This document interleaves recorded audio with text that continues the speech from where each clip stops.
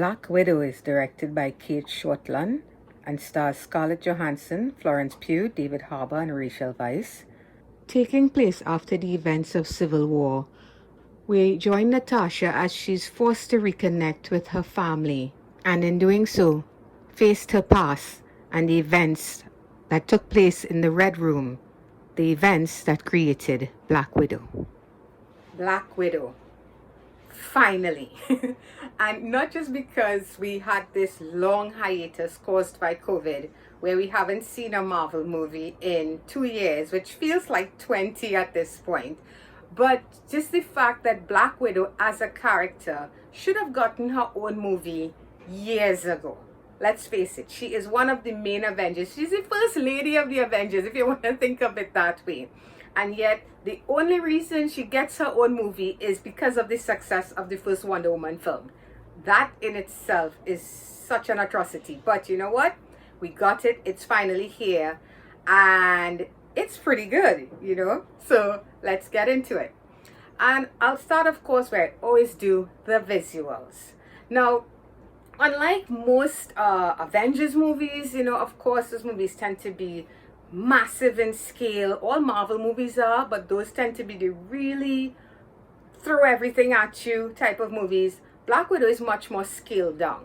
We get something more akin to Winter Soldier, which makes sense because Black Widow is a spy. You know, everybody talks about Winter Soldier being this cool espionage flick, which it is, you know. Black Widow, this is who she is. This is what she does. So the film, of course, is scaled down to suit this character, and I really dig that. It's kind of Jason Bourne meets James Bond sort of thing going on. There's a scene in here where she is actually watching a James Bond movie, so you know it fits that sort of thing.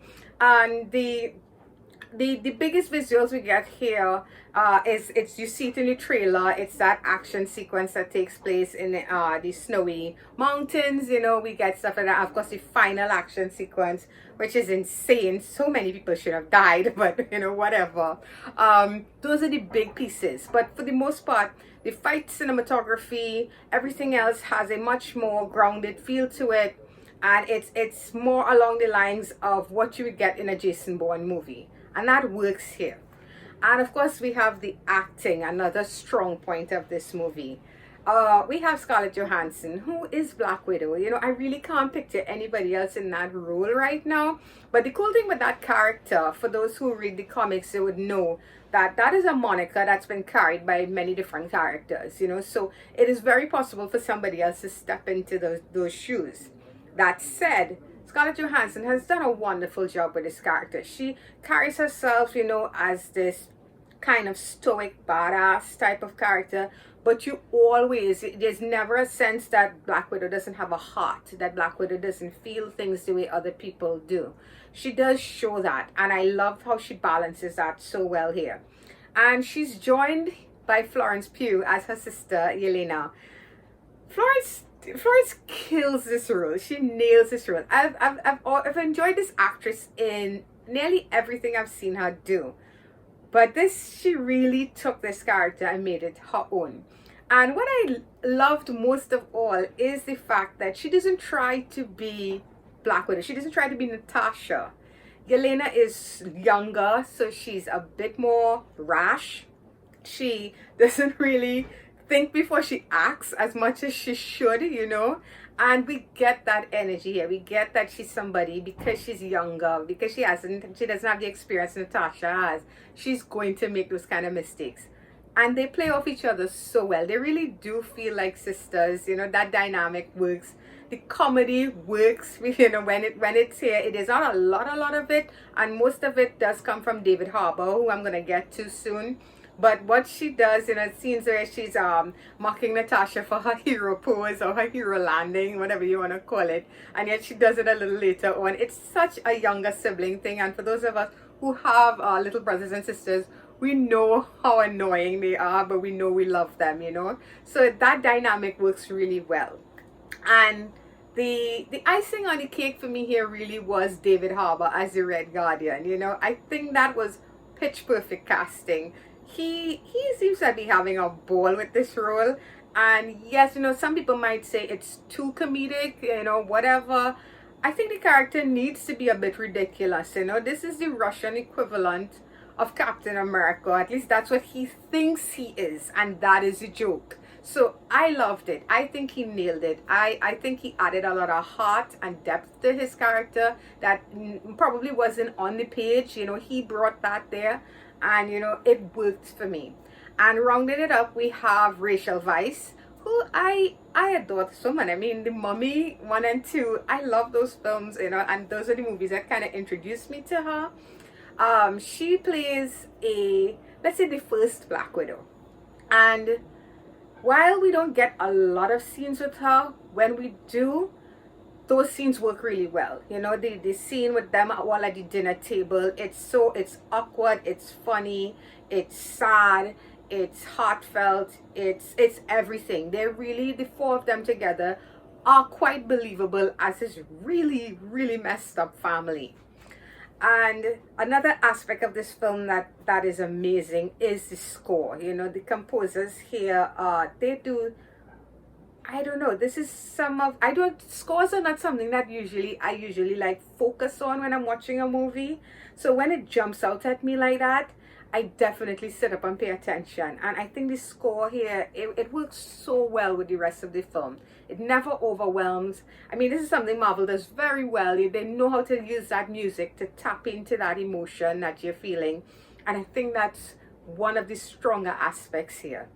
The pacing for me worked. This is not a extremely long movie.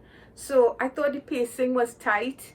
The editing, yeah, mostly, I said 80%, this stuff worked. This is what Marvel does really well.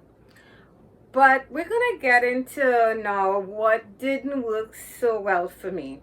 And a big part of this is the villain.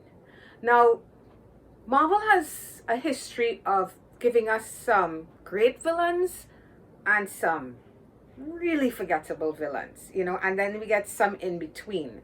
But I really thought they had moved past the forgettable villain stage, especially after what we got with Killmonger and Thanos, even the character in Captain Marvel, the Skrull.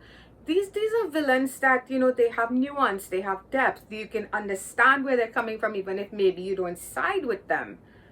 What the hell is Dreykov? This is such a piss poor villain. This is Ant-Man level piss poor villain here. And I can't get behind this. I hope they're not falling back into bad habits, because Dreykov, a villain that you mentioned in the very first Avengers movie, you would think they would have put more focus into him. And Ray Winstone is not a bad actor at all. I actually like the scenes with him and Natasha in the final act. They're good scenes, they're strong scenes, but Dreykov, we never get a sense of who this man is. It's just that he's this power-hungry, maniacal dick, and that's it. And this is not good enough. Leave that for your typical straight to DVD action movie kind of thing, straight to streaming action movie. That should not be in a Marvel movie. And then we have our other villain. Oh boy. Taskmaster. Taskmaster is one of the most badass, interesting villains in the Marvel comic books. This is a character, he looks cool. His abilities are cool. He can mimic the fight styles of everyone that he comes up against. Do you understand how awesome that is? And what they did here, boy, I don't...